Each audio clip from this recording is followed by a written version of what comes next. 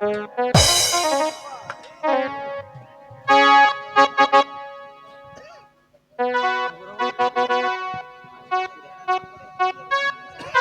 মশাইকে পাঠানো হলো, এখনো ফিরে এলো না। আমার মনে হয় রাজার ভয়ে তারা রাজ্য ছেড়ে চলে গিয়েছে।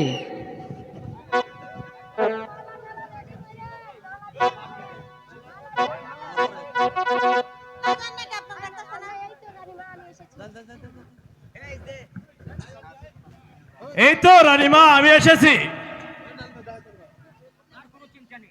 আর কোনো চিন্তা নেই, আমি সবাইকে নিয়ে এসেছি। মন্ত্রী মশাই, এখন আর বিলম্ব না করে বিয়েটা শেষ করে ফেলুন। রানীমা, আজকাল বিবাহ সম্মত হাট বাজারেই হয়ে থাকে, কিন্তু যে বিবাহে মহারাজের থাকা একান্ত প্রয়োজন ছিল। আপনি কোনো চিন্তা করবেন না, পুত্র শুধু মহারাজের না, পুত্র আমারও। মহারাজ যেটা বলবো সেটা আমি দেখে নিব। শুধু তাই নয়, পান্নটা দিলেও আমি মাথা পেতে নিব। আপনি নির্ভয় বিয়ে পড়ান। এই কে আছিস? বিবাহের আসবাবপত্র নিয়ে আয়। দাসী,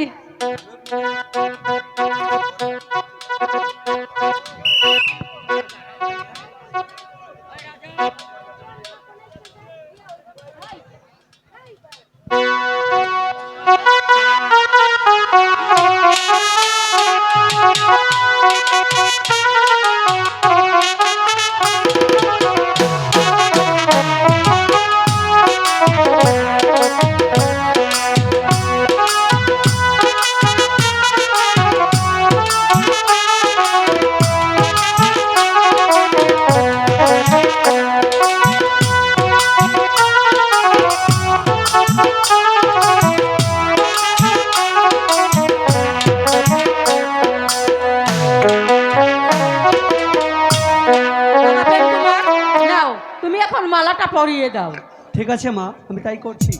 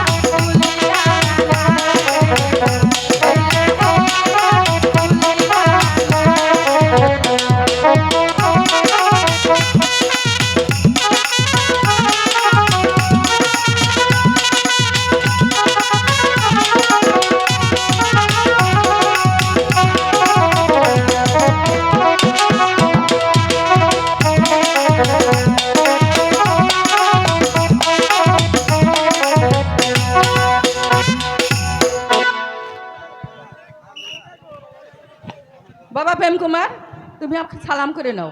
এখানে কিসের উৎসব প্রণাম করে হচ্ছে নাও। মন্ত্রী মহাশয়? বিবাহ হচ্ছে বুঝি?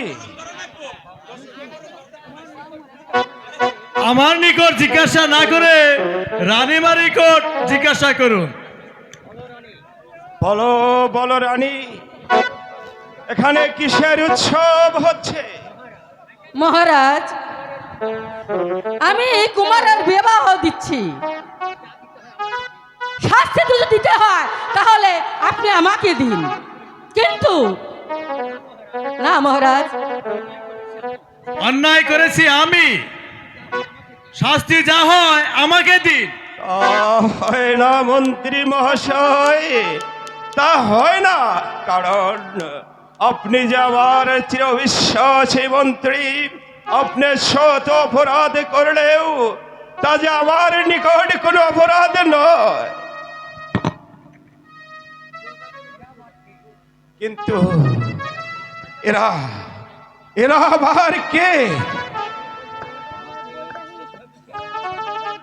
উনি আমাদের বৈবাহিকা। রাখো রাখো তোমার বাচ্চা রানী। যাক মহারাজ, ওগো মহারাজ, আমাদের কোনো দোষ নেই মহারাজ। মন্ত্রী মহাশয় আমাদেরকে ধরে নিয়ে এসেছে মহারাজ। যাক মন্ত্রী মহাশয়, যা হবার তা তো হয়েই গেছে। আমি যার জন্য এখানে এসেছি তার দু চারটি আলোচনা করতে চাই। আমার পুত্র প্রেম কুমার এখন বয়স প্রাপ্ত হয়ে গেছে, তার বিবাহ কাজও সম্পূর্ণ হয়ে গেছে। তাই তো আমারও বয়স হয়ে গেছে। আমি অবসর নিয়ে এই রাজ্য ছেড়ে অনেক দূরে চলে যেতে চাই মন্ত্রী মহাশয়। কারণ আমি যে এই 70 কোটি প্রজা বন্দরে দেবতার সমতুল্য মহারাজা ছিল, আজ একটি মহিলার কাছে আমি হারে গেছি মন্ত্রী মহাশয়, আমি হারে গেছি। মহারাজ, আমি অনেক দূরে চলে যাব মন্ত্রী মহাশয়। ধৈর্য ধরুন মহারাজ, ধৈর্য ধরুন, এত চঞ্চল হলে চলবে না।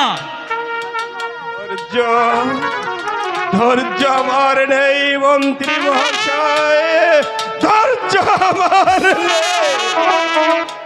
পিতা, পিতা আপনি কোথায় যাবেন?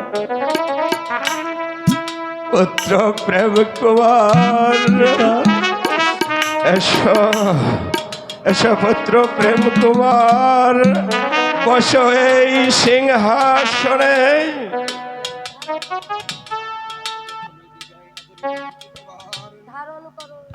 ধারণ করো মাথায় রাজমুকুট, আজ হলো তুমি বিজয় নগরের অধিপতি। কিন্তু মহারাজ, একটি কথা স্মরণ রেখো পুত্র, তোমার এই পিতার সিংহাসনের যেন কোনদিন আমার জাদা না হয়। মহারাজ, না পিতা, আপনার আদেশ আমি আমার প্রাণ দিয়ে রক্ষা করব পিতা। মন্ত্রী মহাশয়, আমার কুমার উপলক্ষ মাত্র আপনি সব সময় ওর পাশে থেকে এই বিজয়নগর রাজ্য পরিচালনা করবেন। আমার বিজয়নগরের প্রজা বন্ধুগণের কোনদিন যেন মর্যাদা না হয়। আমি যাব, আমি চিরতরে বিদায় নিয়ে চলে যাব, যেখানে নেই মানুষের কোনো কলরব, যেখানে নেই পশার লেশ মাত্র, যেখানে নেই মায়া মমতা। ওরে ওরে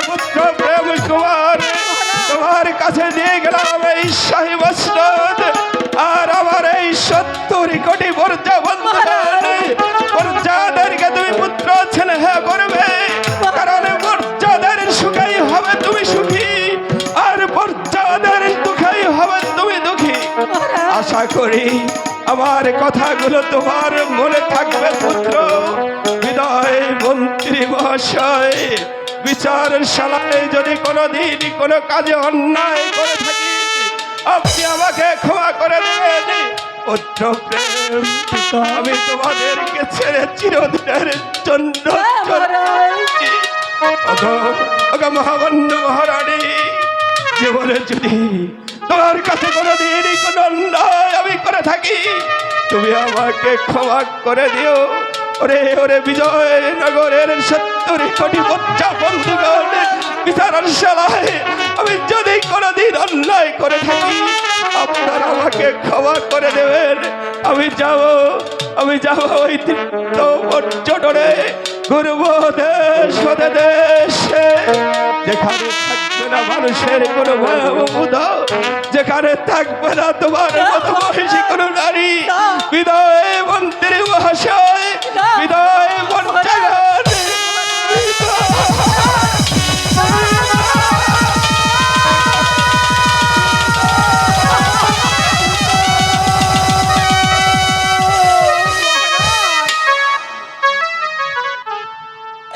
মন্ত্রী মশাই, হে মহারাজ, মহারাজ যে পথে গিয়েছে আমিও সেই পথে যাই। বিদায় বিদায় পুত্র, বিদায় মা, বিদায়। সবাই যে আমাকে ছেড়ে চলে গেলে, আমি এই রাজ্য কিভাবে পরিচালনা করব মা?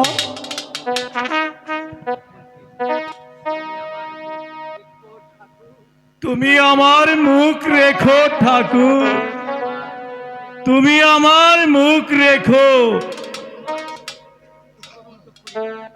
চলো প্রেম কুমার, আমরা এখন অন্তঃপুরে যাই।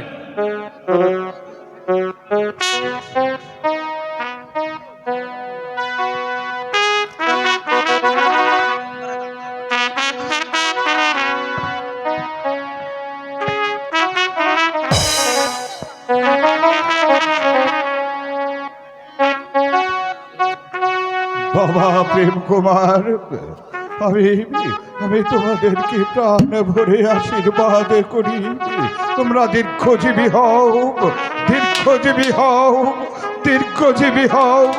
এসো লীলাবতী, আমরা আমাদের মহলে ফিরে যাই। দাঁড়ান পিতা, আপনারা কোথায় যাচ্ছেন?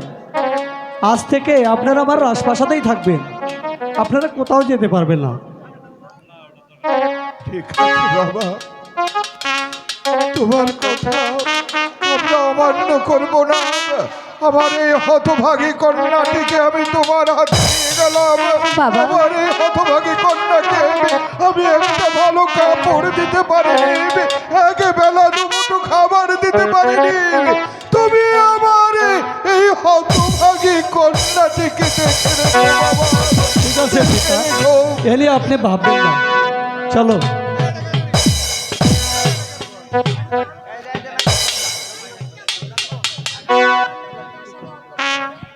ঠিক আছে আলো, তাহলে চলো আমরা এখন অন্তঃপুরে চলে যাই। ঠিক আছে স্বামী, তাই চলুন।